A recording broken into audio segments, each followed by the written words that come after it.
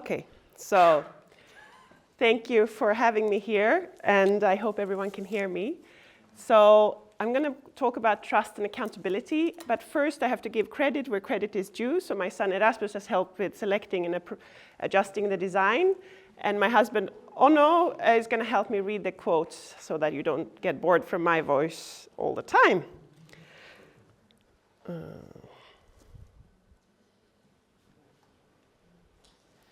Today, no state in the world is in a condition of peace or tranquility, for security and trust have vanished from among the people. Both the government and the governors are alike in danger. So this quotation from Abdu'l-Baha just describes the condition of lack of trust in the world. In his time, more than 100 years ago, but of course, very much in many places, it prevails today. Nej? Nej. So a common answer to a situation of lack of trust is actually, in today's society, to try and focus on accountability, to create accountability, to somehow establish ways to ensure that each and every one can be held to accountable for their actions.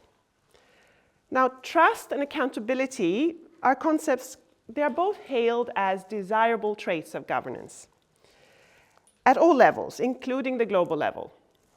And I will be exploring this, the current dynamic between these two concepts in global governance, and then some perspectives on how to possibly move forward, because at the moment that dynamic is not so very fruitful. Does your microphone work? I hope so. Everyone can hear me, right? Excellent. So let's start with the two central concepts I'm going to talk about. Trust. Well, I don't have the dictionary definition here, but I think we all have a kind of intuitive understanding of the meaning of trust, the ability to rely on, depend on someone else. It's the opposite of distrust, of suspicion and betrayal. And of course, maybe in governance, corruption is kind of the antithesis and the example of the opposite of trust. So in one sense, trust is very much a relational concept. It's about how we relate to another human being or another institution. It is about how trustworthy someone is in relation to others. Now, accountability is a more elusive concept, perhaps. We hear it a lot, but do we really know what it means? It aligns and maybe overlaps with concepts such as transparency, responsibility, answerability. And in some languages, actually, you don't have a translation for accountability, but you translate it as responsibility. But the concept of accountability is broader than mere responsibility. It is actually a relational concept.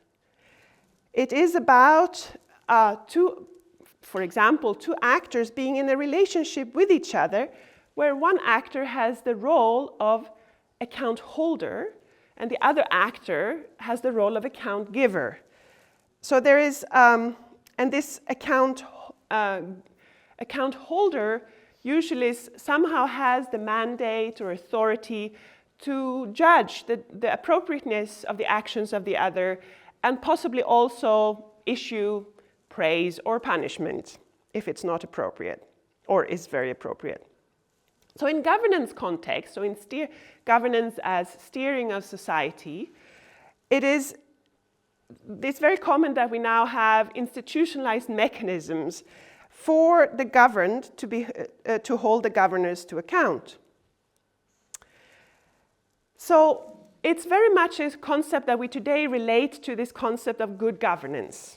We want accountability, it's something valuable, and it's a virtue of governance, and there's a lot of efforts putting into making sure that there are mechanisms for holding those in power to account for their actions or inactions.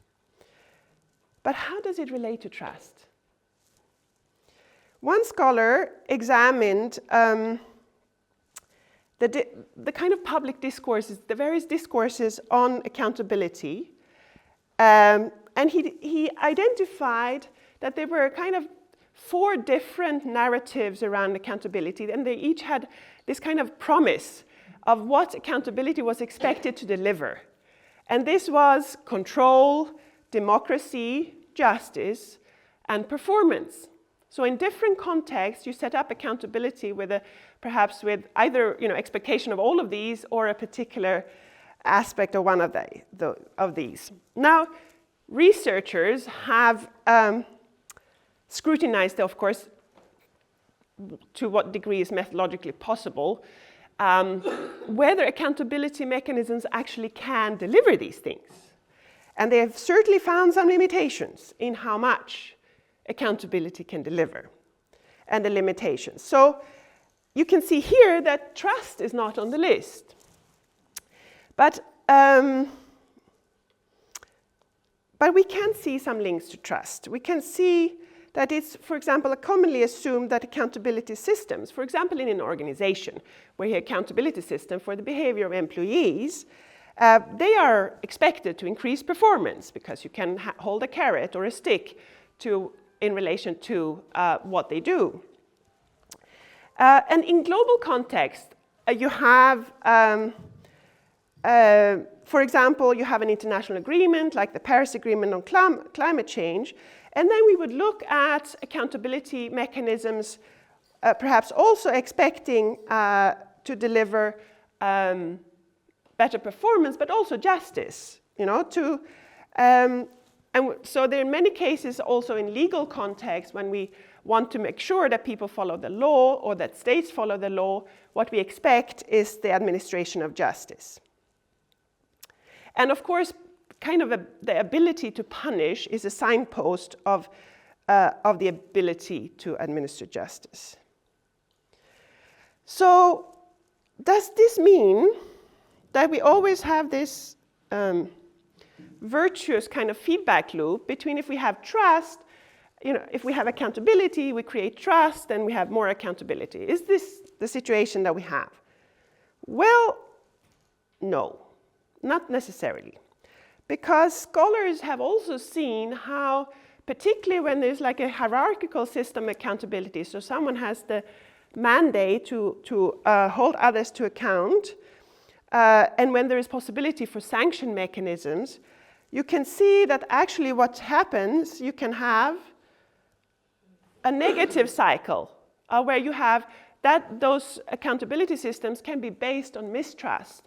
And as a response to mistrust, you create accountability systems to try and increase the trust, but actually it becomes a vicious circle of mistrust feeding the need for more accountability. But it is also possible to have accountability systems that are based on trust. And where trust and the accountability mechanisms feeding trust actually also have a number of other outcomes, positive outcomes, such as cooperation, integration, communication, and learning. So we have these, it depends, how the relationships, the kind of system you have, and what kind of relationship the actors have from the start in the system. But if we move then to the context that I want to talk a little bit about, global governance. Here, the collaboration of states is fundamentally plagued by a starting condition of distrust, and as well as lack of accountability mechanisms for states, which, in this context I see as the major actors in global governance. And perhaps it's not so strange that we start from distrust. We know our history, we know our very conflictual history. We are a very recent international community of states coming from very different cultural backgrounds and very rapidly being thrown into a very strong interdependent situation, right? But so this distrust is maybe not so strange that it is there to some extent, but there is a particularly huge gap or big distrust between the two major blocks of countries in terms of developed and developing countries. And this deeply ingrained distrust has been reinforced over decades of what developing countries would call broken promises, of all countries signing on to declarations, developed countries promising things, and a big debate around broken promises in this context. So if we turn to accountability situations in global governance, there are a few domains where you have strong accountability mechanisms that could actually administer, punishments, for example. In the trade regime, for example, there are examples of that. You also have it, in theory, for international peace and security, where the Security Council of the United Nations has a strong mandate to take action on aggressors, states who threaten international peace and security. But of course, we have very recently seen how meaningless this mandate is in a situation when one of the aggressors has a veto power in that very council. So, a more broadly, the predominant situation in global governance is the absence of accountability mechanisms for states as well as international organizations. Now, why is this then? Well, we come to the classical situation where the fundamental principle governing the international system remains sovereignty, national sovereignty, which means that every state is seeing themselves as on the same level as other states, so their relationship is horizontal. There's no acceptance of any institution that is above a state. Everything that is achieved in international collaboration is achieved by the voluntary consent of those sovereign states together. So they don't accept, generally, they're very unwilling to accept, to create accountability mechanisms where they somehow have to answer to someone, to an institution at the international level for their actions in relation to international agreements that they themselves voluntarily have signed, such as the Paris Agreement, the Convention on Biological Diversity, the Sustainable Development Goals. Because we have countless of those agreements. What the international community is fantastically good at, and I mean that sincerely, not in a cynical way, is to kind of come together and formulate visions of what a better world looks like, of what the future we want, the world we want. And as the Universal House of Justice expressed that in 1995, they see an emerging unity of thought in world undertakings. So this is a positive, really a skill and an ability that they have learned to do. Right? So they can really formulate where they want to go collectively as the international community of states. But unfortunately, so far there is a little bit of a but. They haven't then accepted to really engage in, sorry, I should have this slide first. Wrong order. They haven't really cracked what should happen after adopting these beautiful visions. So what I describe this situation to my students as the global goal-setting dynamic. So what you can see is that you have states and other actors coming together, rallying around, adopting time-bound global goals, and then when you kind of come to the target year, when they should have been achieved, and you kind of already know that not much is going to have been achieved, you make a very quick assessment, which you kind of push under the carpet, and then you launch into the much more exciting thing to negotiate even more ambitious goals. That has happened a number of times. So you have in these processes, in the international meetings around following up these goals, you do have a kind of collective political process, right, where you evaluate the progress of all states together and how far they got.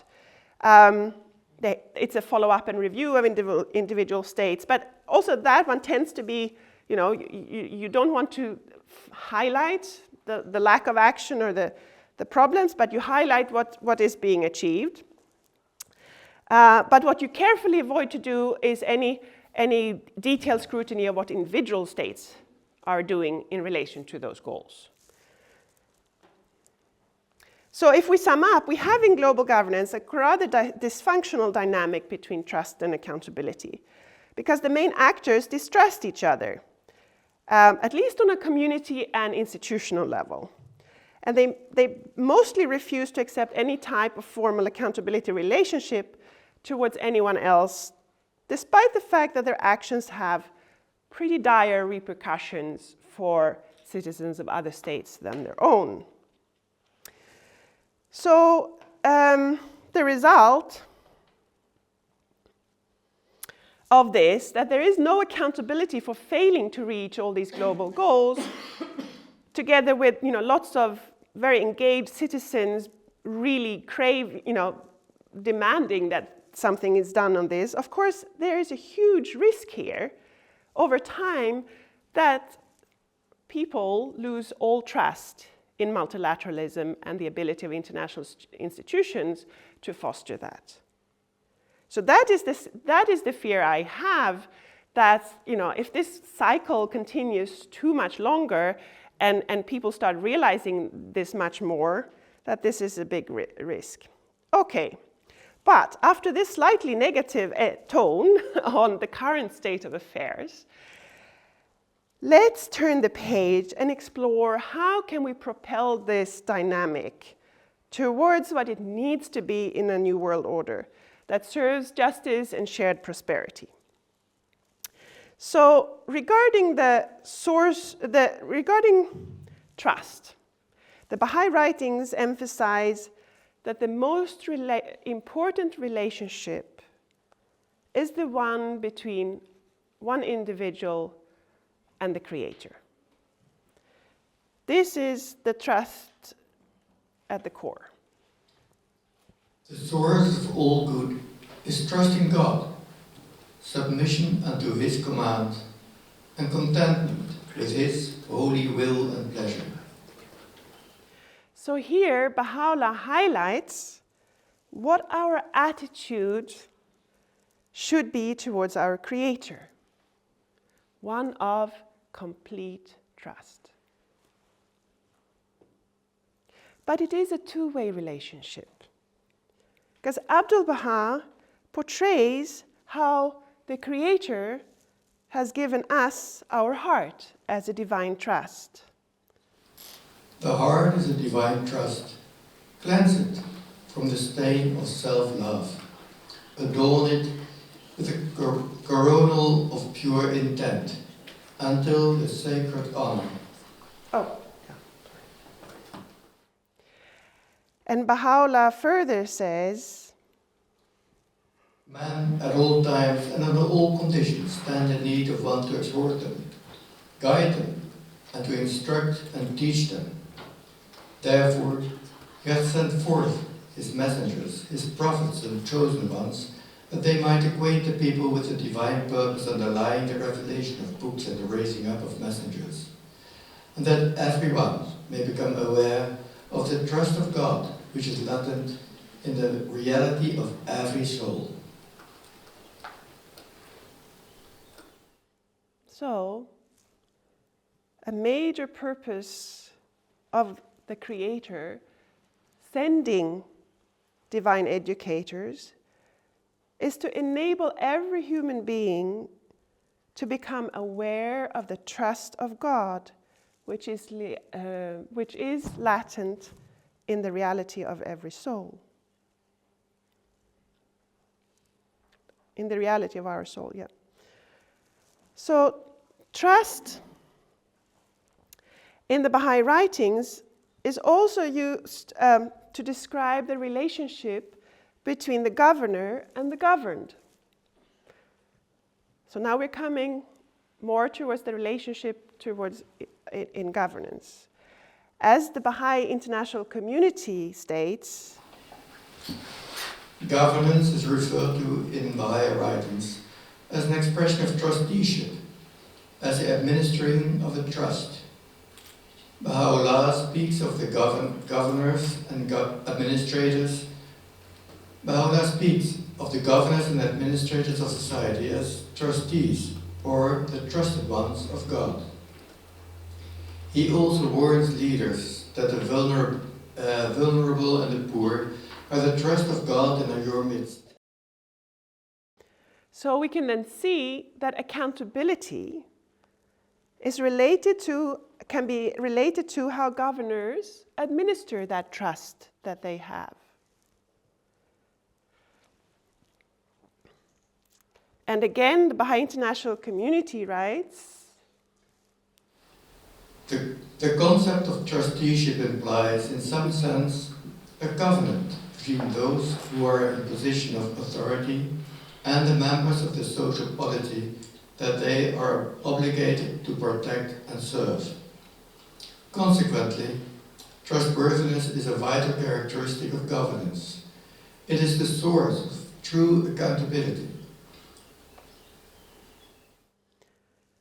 So they refer to the source of true accountability as being the virtue of individual souls.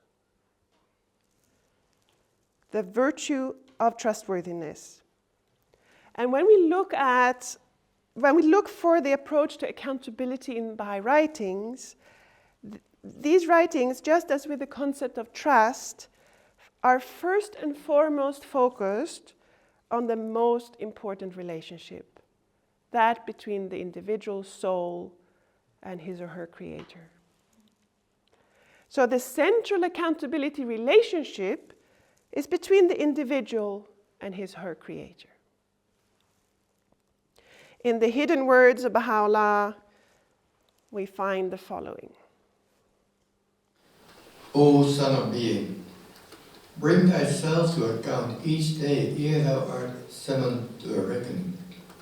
For death, unheralded, shall come upon thee, and thou shalt be called to give account of thy deeds.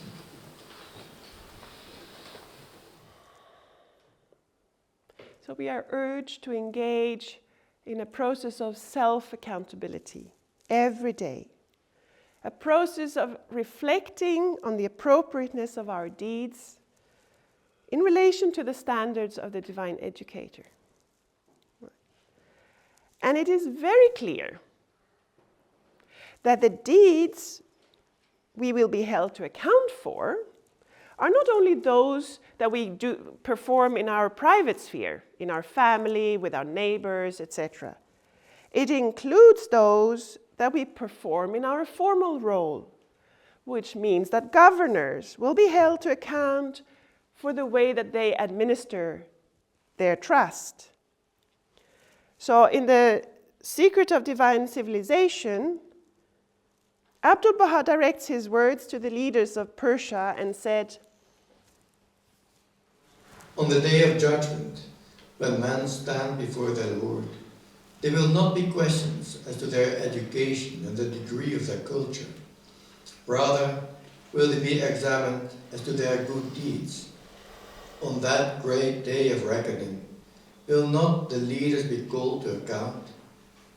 Will it not be said to them, O chiefs and leaders, why did you cause this mighty nation to fall from the heights of its former glory, to pass from its place at the heart and center of the civilized world?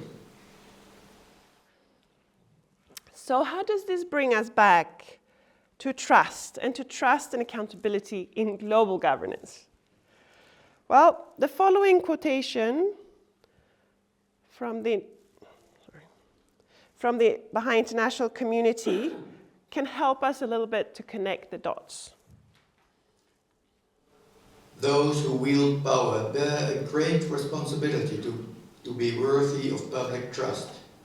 Leaders, including those in government, politics, business, religion, education, the media, the arts, and community organizations, must be willing to be held accountable for the manner in which they exercise their authority.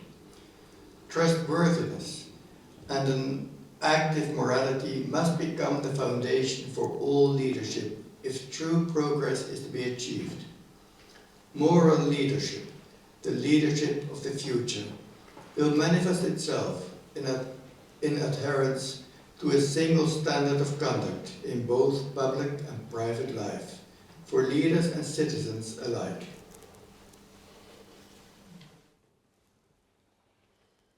So the key message here is that the world will change when leaders across the different across the different actors engaged in global governance and at other levels act as moral leaders and adhere to a single standard of conduct in their public and private life.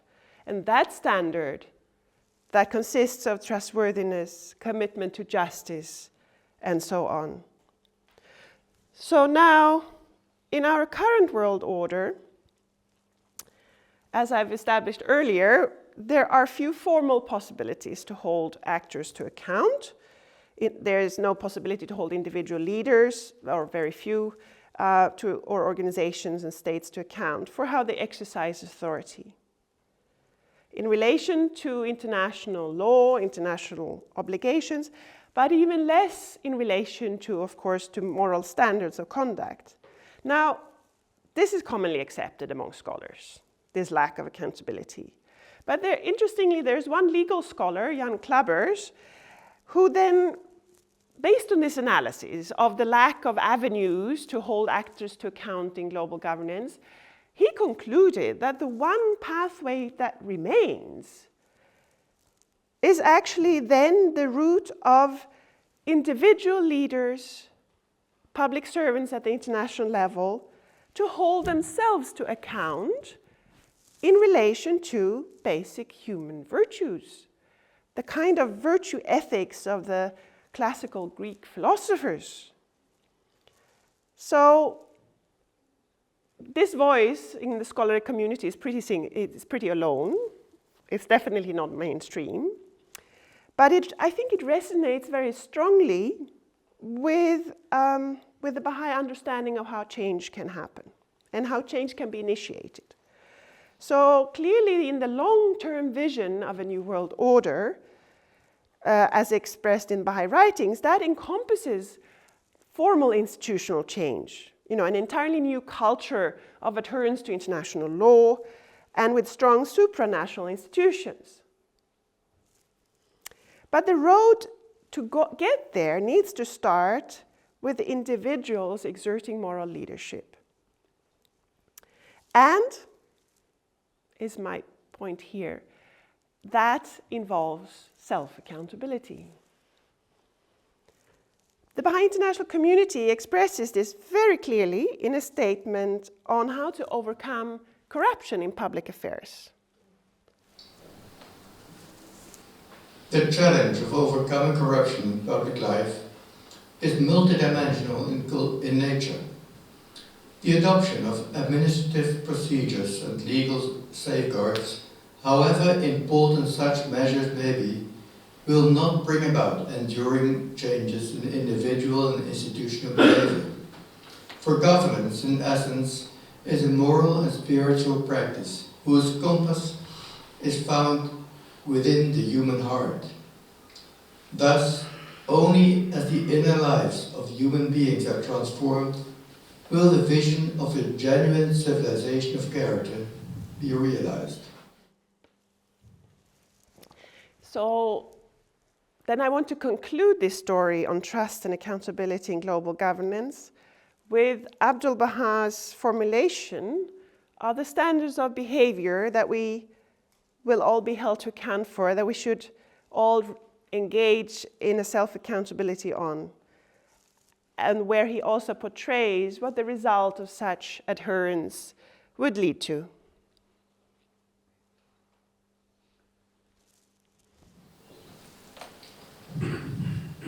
Act in accordance with the counsels of the Lord.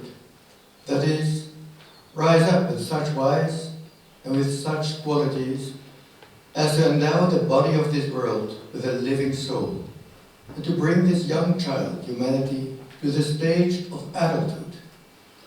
So far as you are able, ignite the candle of love in every meeting, and with tenderness rejoice and cheer every heart. Care for the stranger as for one of your own. Show to alien souls the same loving kindness you bestow on your faithful friends. Should any come to blows with you, seek to be friends with him. Should any stab you in the heart, be a healing salve unto his sores. Should any taunt and mock at you, meet him with love. Should any heap his blame upon you, praise ye him. Should he offer you a deadly poison, give him the choicest honey in exchange. And should he threaten your life, grant him a remedy that will heal him evermore. Should he be paid itself, be ye his medicine. Should he be thorns, be ye his roses and sweet herbs. Perchance, perchance, such ways and words from you will make this darksome world turn bright at last, will make this dusty earth turn heavenly, this devilish prison place become a royal palace of the Lord, so that war and strife will pass and be no more, and love and trust will pitch their tents on the summits of the world. Thank you.